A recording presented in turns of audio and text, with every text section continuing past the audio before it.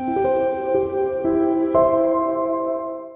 여러분 안녕하세요. 오늘은 제가 저번 시간에 예고해드린 대로 익상견 3가지 중 두 번째 편 척수 부신경, 뇌신경 11번 손상에 대해서 알려드리도록 하겠습니다.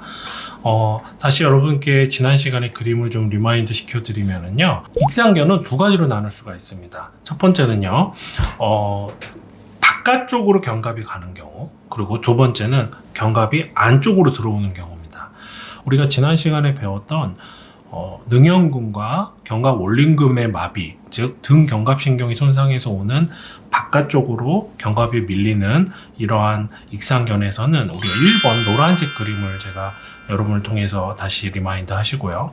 또 하나는 오늘 보여드릴 내용은 2번 이 승모근의 위축에 의해서 견갑이 빨간색으로 이렇게 하방으로 약간 바깥쪽으로 빠져나가는 이런 양상의 익상견에 대해 설명드리도록 하겠습니다.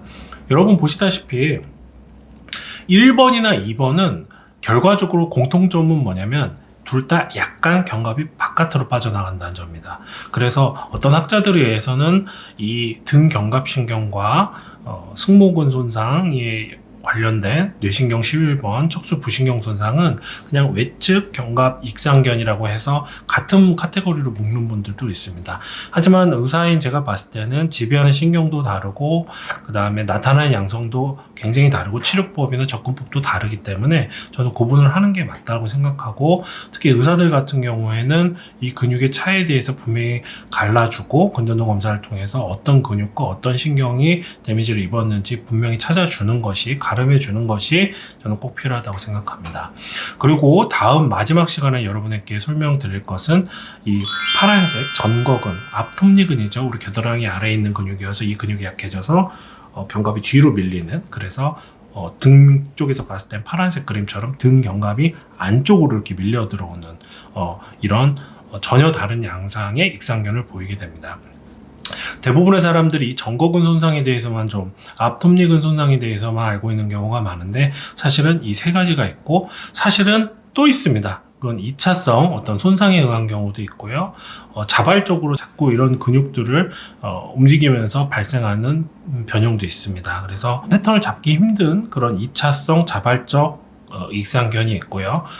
엄밀하게 나누면 1번, 2번, 3번에 각각 등 견갑신경, 그 다음에 척수 부신경, 그 다음에 긴 흉부신경의 손상에 의한 각각의 패턴들이 있다. 그리고 좀 두 개로 좀 나눈다면 바깥으로 가는 익상견, 안쪽으로 가는 익상견, 이렇게 두 가지로 나눌 수 있다고 설명드릴게요.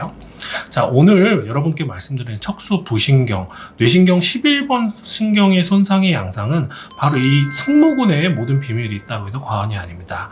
왼쪽 그림처럼 보시면 승모근이 다 견갑을 이렇게 안쪽으로 당겨주고 있죠. 근데 만약에 오른쪽 그림처럼 이렇게 이 승모근에 신경이 손상되면서 지배를 받지 못하게 되면 근육이 힘이 빠지면서 견갑이 빨간색처럼 약간 하방으로, 그리고 바깥쪽으로 반시계 방향으로 이렇게 도는 양상을 보이게 됩니다. 이 그림만 머릿속에 넣어주신다면 오늘 내용들은 크게 어려움 없이 이해하실 수 있을 거라고 생각하고요. 하지만 이 승모근을 지배하는 척수 부신경, 뇌신경 11번 신경은 굉장히 독특합니다.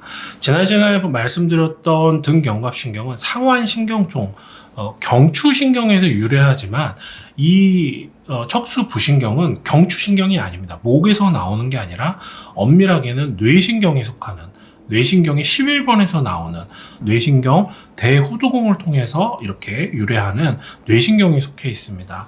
다만 이 신경의 유래는 우리 뇌하고 척수는 중추신경이라고 해서 거의 같은 급이고요. 척수에서 빠져나왔을 때 그걸 말초신경이라고 하는데, 바로 척수의 경추 1번에서 5번에서 유래하긴 하지만 뇌로 들어갔다가 다시 내려오는, 오른쪽 그림을 보시면 뇌신경 11신경은 이런 독특한 유래를 갖습니다.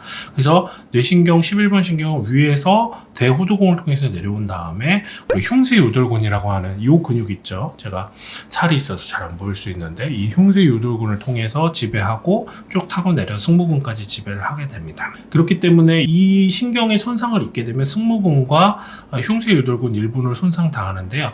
흉쇄유돌근이 손상당하는 경우는 많지는 않고요. 보시다 보면 쭉 내려오다가 이 목 근처에서 손상을 당하면서 승모근에만 마비를 겪는 경우가 훨씬 더 가지수가 많습니다. 경우의 수가 많고요.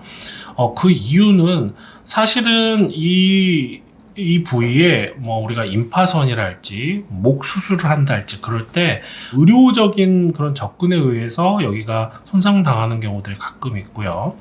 그 다음에 두 번째는 여기에 우리가 칼이나 둔기에 손상을 당한다 할지, 외국 같은 경우에는 총기에 맞아 손상을 당하거나 그랬을 경우에 문제가 생기는 경우가 있습니다. 임상적 특징은 아까 제가 두 번째 그림에서 말씀드렸듯이 견갑이 지금 우선 승모근이 이렇게 평평해지고요, 반대편에 비해서. 그리고 견갑이 하방 바깥쪽으로 이렇게 반시계 방향으로 회전하는 양상을 좀 보이게 됩니다. 근력 검사를 해보면 이 승모근의 근력이 거의 측정되지는 않고요. 보시다시피 이렇게 위축돼서 내려가게 되고 견갑도 떨어지고, 그다음에 90도 이상으로 이렇게 팔을 들어올리질 못합니다. 그리고 당연히 통증과 위약이 생기고요. 물건을 밀거나 물건을 들고 있는 이 근저항 능력이 거의 불가능한 상태에 빠지게 됩니다. 그래서 어떻게 보면 이 경추 부신경, 이 뇌신경 11신경의 손상은 현저하긴 하지만 가끔 등 견갑신경하고 좀 헷갈려서 치료 방향이 틀리는 경우들이 있습니다. 그렇기 때문에 다시 한번 말씀드리지만 근전도 검사를 통해서 확진하고 치료 방향을 정하는 것을 다시 한번 강조드립니다. 그래서 이 경추 11번 손상은 두 번째, 어깨 관절을 이렇게 외전할 때 그 악화 양상을 더 잘 볼 수 있게 됩니다. 승모근의 위축과 더불어. 그래서 그림을 보시면 승모근이 오른쪽에 보면 이렇게 위축돼서 평평해지고 어깨가 이렇게 하방으로 내려가면서 주름이 발생하게 되고, B번 그림을 보게 되면 어깨가 외측으로 가면서 약간 반시계 방향으로 이렇게 말려 나가는 양상을 좀 볼 수가 있습니다. 다시 한번 정리해서 말씀드리면 어깨 익상견은 바깥으로 빠지는 경우, 안쪽으로 들어오는 경우, 이렇게 두 가지로 나눌 수가 있는데, 능형근과 승모근, 각각 승모근은 뇌신경 11번 신경, 그리고 능형근은 등 견갑신경의 손상이 있을 때 전체적으로 견갑이 바깥으로 빠지는 방향으로 이해할 수 있고, 그 다음에 긴 흉부신경의 손상에서 오는 정거근 마비의 경우에는 견갑이 안쪽으로 들어오는, 척추 쪽으로 들어오는, 말려 들어오는 그런 양상을 보이고, 어떤 일정한 패턴이 없는 2차성이거나 다른 원인의 어떤 손상이거나 자발적으로 발생하는 경우가 있다, 이렇게 이해하시면 되겠습니다.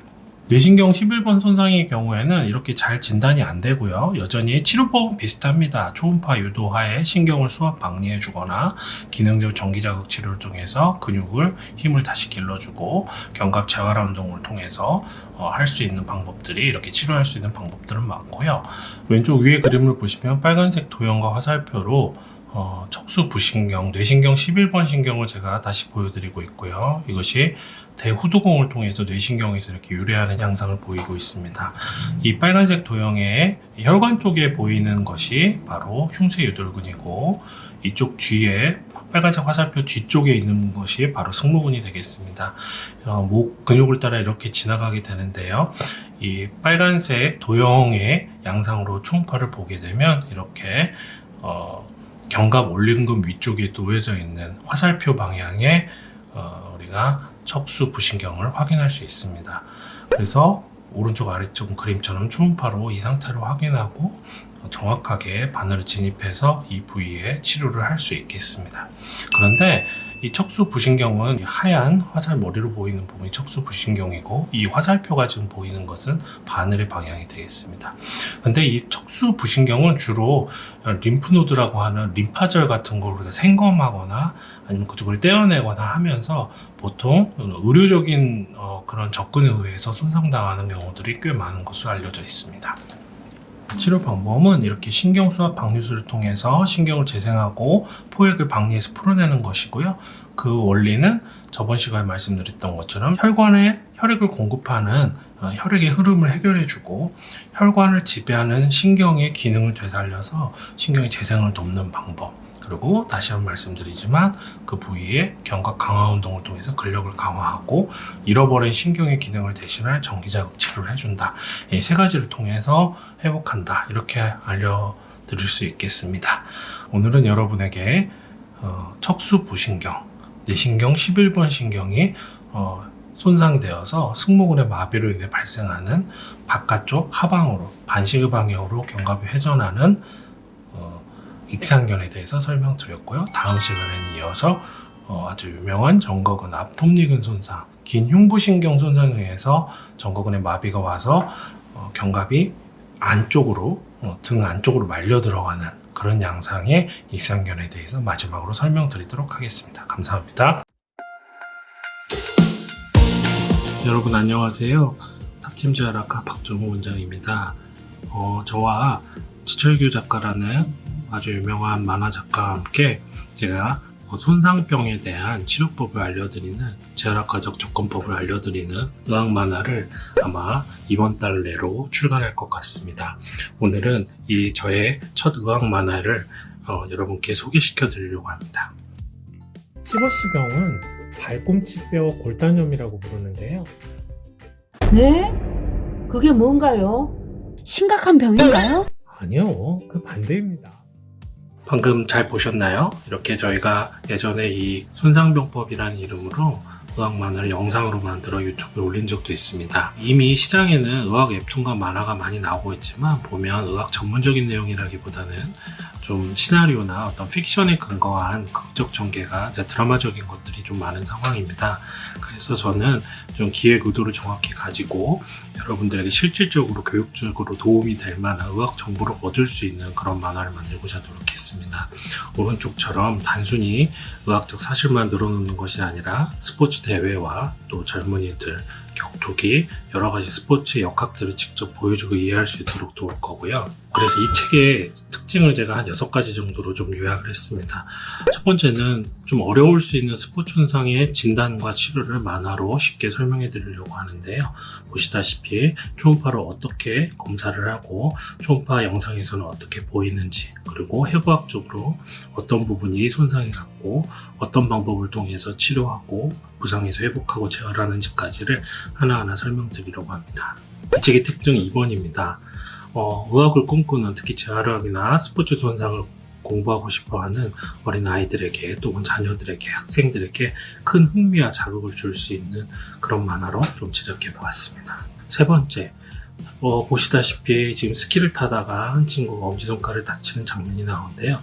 이런 식으로 스토리와 그림을 보다가 어떻게 우리가 부상을 당하고 회복하는지 자연스럽게 그 이유를 이해하고 더 깊이 들여다볼 수 있도록 도왔습니다. 네 번째, 의학 논문으로만 만나는 최신 의학의 치료법을 본인 스스로 이해하기 힘든 최근의 내용과 전체적인 경향을 이렇게 쉽게 만화로 설명하려고 노력하였습니다.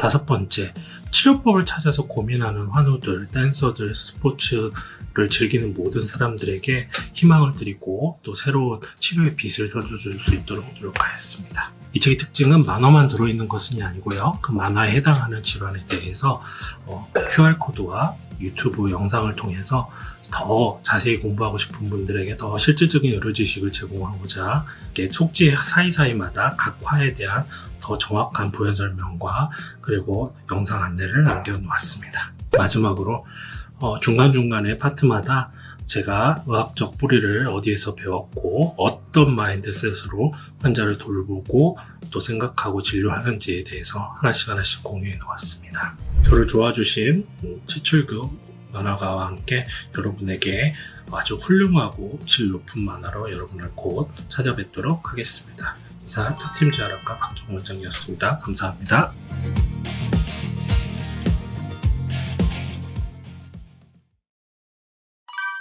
음.